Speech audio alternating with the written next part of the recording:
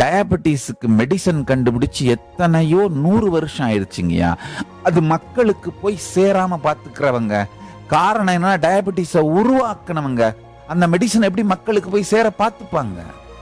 டயபெட்டிஸ்ன்ற வியாதியை உருவாக்கனோட நோக்கம் என்னன்னா, மனிதன் செத்துறவும் கூடாது, செத்துட்டா வருமானம் வராது, முழுக்க முழுக்க ஆரோக்கியமாவும் இருந்துடக்கூடாது, அப்பவும் வருமானம் வராது.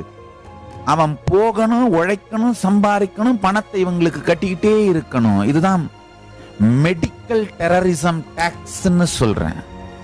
மருத்துவ தீவிரவாத வரி. பணம் சுரக்கின்ற இயந்திரமாக மனிதன் இருக்க வேண்டும் என்பதற்காக அவனை மருத்துவ ரீதியாக அடிமைப்படுத்தி வைத்து கொடுமைப்படுத்தி பறிக்கப்படும் பணம் மருத்துவ தீவிரவாத வரி.